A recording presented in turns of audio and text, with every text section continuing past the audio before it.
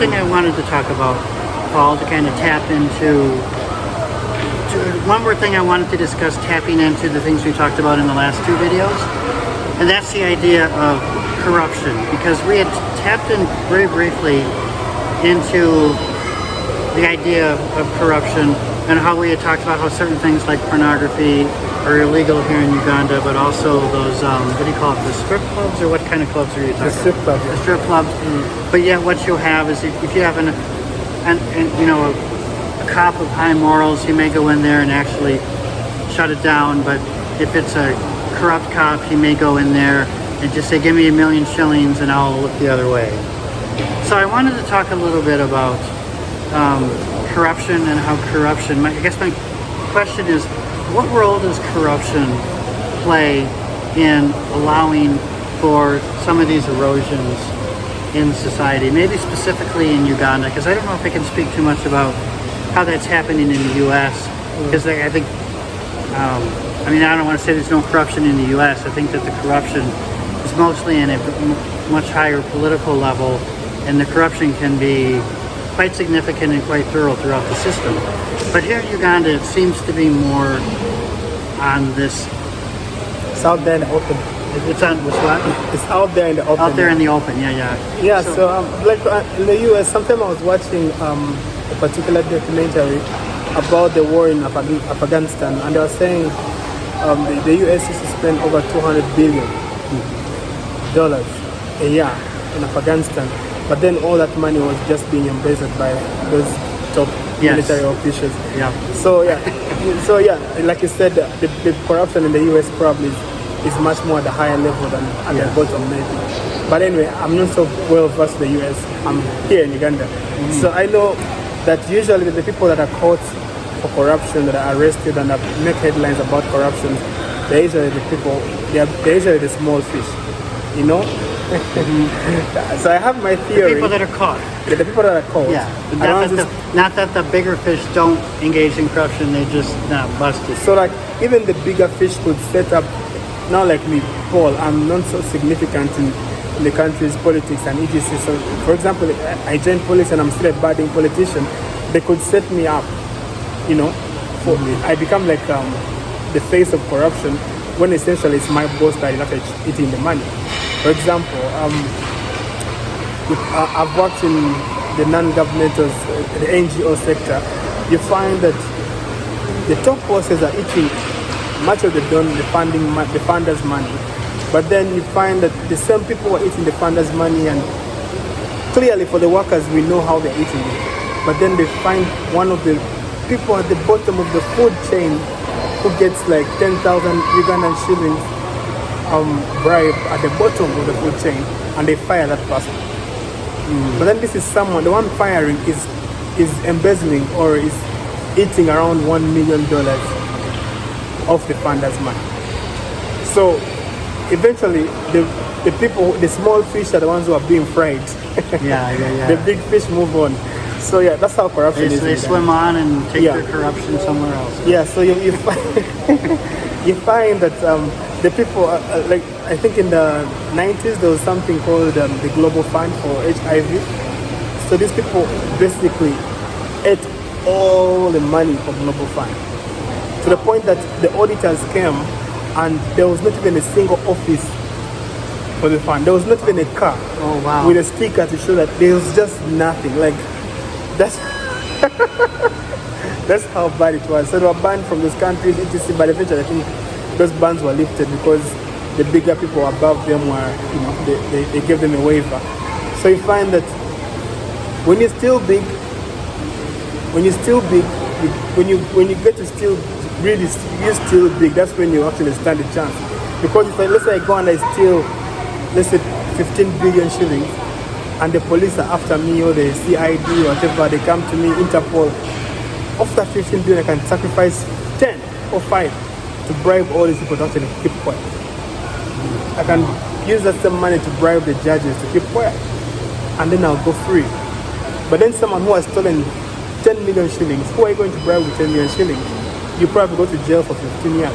Right. So you find that the ones who take more are safer than the ones who take little. And yeah, going back to politics, you find that the politicians who are straightforward and they're not pro corruption and they're fighting corruption and they're being real, about how they approach our public funds. Most of the politicians, in comparison to other fellow politicians, most of them are broke. They're broke? In comparison to others. Okay. Of course, they are wealthier than I, but in comparison to people in the same offices, they are very broke. So you find that this person gets around 40, 50 million shillings a month, but then, since they are straightforward, that's all they get. Yeah. For our American audience, 40 million shillings would be the equivalent to about 10,000 American dollars. Exactly. So yeah, so you find that this person gets that kind of money every month from Parliament and etc. But then there are friends who are actually corrupt. You find this one person will get like 500 million a month. So technically, the 500 million will dwarf the 40 million. Yeah. That's equivalent to about $125,000. Exactly. So you find that someone who is corrupt is actually growing so fast. They're building hotels, they're building malls like this one, and they're very well off. So you're sitting in the same office, you're debating the same issues, but then for you find that you're struggling, with the bare minimum of people at your level. So eventually, even you who is straightforward or a good person, you find that it's easy for you to want to be like those people because they are winning. Right. Yeah? Yeah, they appear to be winning. They got the money and they got all the freedom. They're always the ones taking flights. They're going for vacations, and you can't afford them. Yes. They're paying for children in the US and they're studying from that side with all that money, and they're not fazed by it. There's a child I studied with. He went to Russia and he was paying 200 million shillings per semester. For Uganda, that's a very, very luxurious spending. 200 million. Shillings. So it's 50,000 US dollars. Yeah, so, and that was for per semester. So in a year they could spend 400. That's 100,000 a year. Yeah. Now for Uganda, that's too much because the biggest institution in Uganda, Makerere University, for a master's degree, you will pay around 15 million shillings. That's around technically like 40,000. $4,000? Yeah, at most 4,000, 5,000. That's for the entire... For 2 years of master's degree. So, excuse me. That will do. So about $2,000 a year. Yeah, exactly. But then you find that this other person is paying 200 million or 400 million for 1 year. Yeah. And that's 100,000. Right. So you find that, when this other non-corrupt politician, finds out such things, they feel bad, and they find that they have the resources, they have the space to actually be corrupt, and they engage in it eventually. So that's how corruption moves around. Of course, and on the lower end, if let's say I'm driving on the road and I'm supposed to get a ticket from the police. The ticket is around 100,000. That's around $30. But then I can give the policeman 5,000 because the policeman is broke. Yeah, and then he won't give you a ticket. The average policeman is broke. Can't even afford to buy food. So if I give him 5,000 for him to go and buy lunch, he'll let me go. So most of the times, if you have that the bad roads or bad traffic use, is because the policemen are not, they are not implementing the laws well, because they would rather get 5,000 than give someone a ticket of 100,000. Which 100,000, even if the person paid, it will still end up in the pockets of the bigger policemen. So eventually, I'm like, I can't remember. I rather get my 5,000 or 10,000 shillings than giving this guy a ticket and get nothing off it. Right. So poverty leads to desperate circumstances, which leads people to do desperate things because they have to feed their family, they have to eat, and this is a way for them to get money that they wouldn't get otherwise because they're not being paid all that much anyways. Exactly. So like now, even there's a case of a man who he staged his daughter of 17 years old with an older man of like 25. So he staged her to actually have sexual intercourse just to be able to get him, capture him, and extort money from him for defilement. But the reason was that he wanted money. It's like, okay, go and sleep with this boy, and I will come, we shall grab you and etc. And that's happening a lot. Parents get to know about this relationship, but they let them be because they expect to get money out of it. Because of poverty. So like, okay, this man is sleeping with my daughter, I'll send spies and I'll get him and I'll get money from him. So most of the times these cases, so usually what happens is when they are caught, the police, it's a long case and they have to pay this man money and etc. So it's a source of income. Yeah. So you find that the system is being so corrupted by finances, you know, and like I say, poverty has a big say in why corruption cannot stop, at least anytime soon. Yeah. But even for the rich people want to become richer. Yes, that's true. Which I think is the big problem in the U.S. is that people are trying to maintain what they have or increase the wealth. Exactly. And that's why you have so much corruption on the upper end in the U.S. Because the corruption tends to be more on the upper levels rather than, you know, all throughout on the lower levels like it is here in Uganda, because people are protecting their own interests. Around 20 years ago, I think I was in primary school, there was a time we have taxis. I think we've used our taxis here. So those taxis have no seat belts for the passengers. So there was a time they had a wave of we need, every taxi has to have a seat belt in every seat, and it was like being implemented by the police everywhere, and they're finding people for who didn't abide. But that only lasted months, like 6 months, and after that, no more. No one is looking at the seat belt. So it gives the question that were they actually trying to implement road safety, or they were actually trying to make money? Yes, probably make money. So the idea of, you know, and I'll explain it better. So there's another thing that happens. We have borders, bikers who, you know, give like taxi service as well. So these borders are not allowed to ride without helmets. But they do. But they do every time. I never see a boda driver with a helmet, and I ride boda all the time. Yeah, but then what happens is that there will come a time where there will be a wave where they're catching every boda person who has no helmet. So ideally, probably someone in the big position has shipped in helmets. Let's say on credit from China, like I was shipping, let's say 5,000 or 10,000 or 20,000 helmets. You probably getting them credit from the manufacturer. Like, I'll make sure within 2 months I'll pay. So they bring them here and they force people to buy them. And that's how do they force people to buy them? Is by catching them when they don't have them. So people will be forced to buy. So the people at the top can make money easily, because if I feel I'm broke, I'll just talk to someone at the top. I'm like, okay, you know what? I'm going to have this deal. I'm going to bring in seat belts for taxis, and we need everyone to have a seat belt.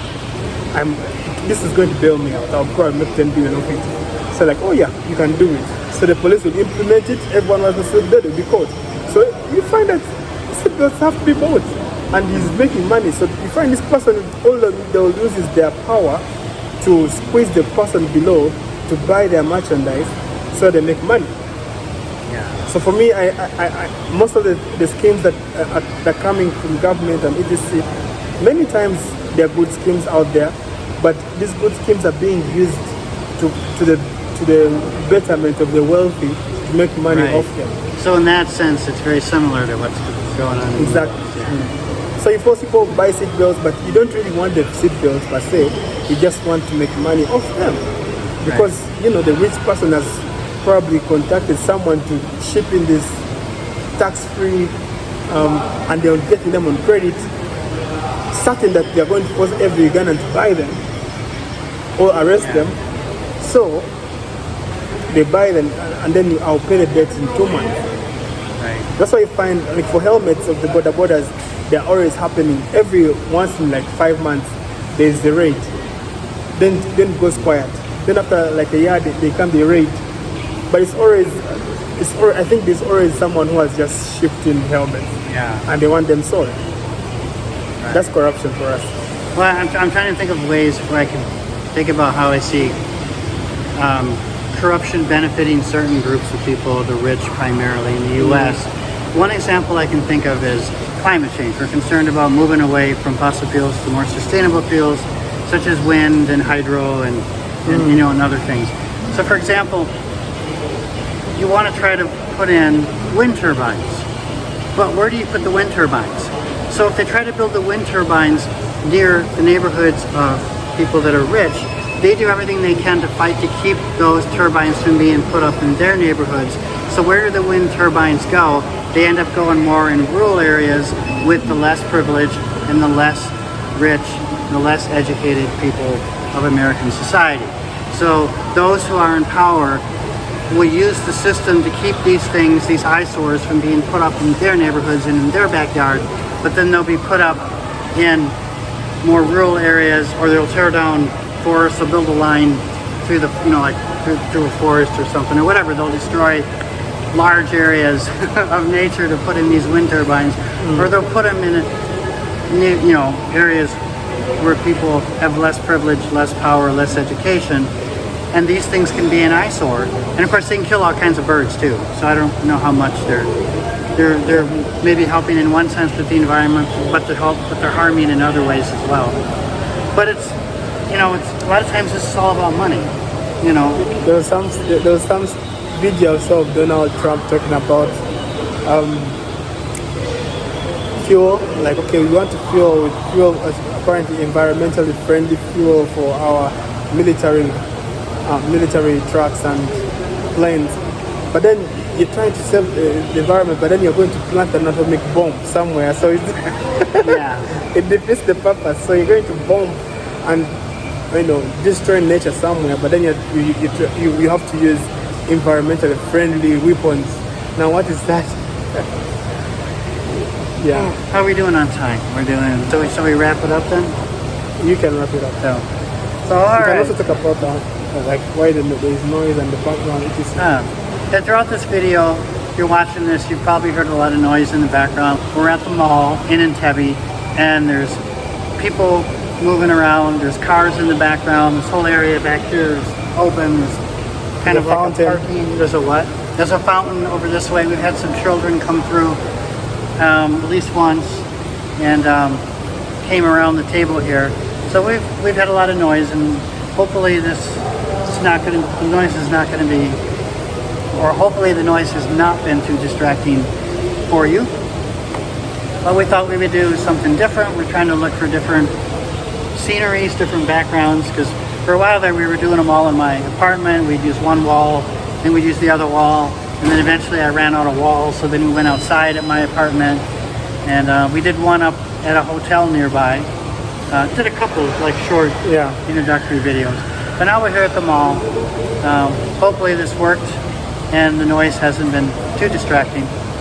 And so we'll be back with further comments. Let's give shout outs to our ardent commenters.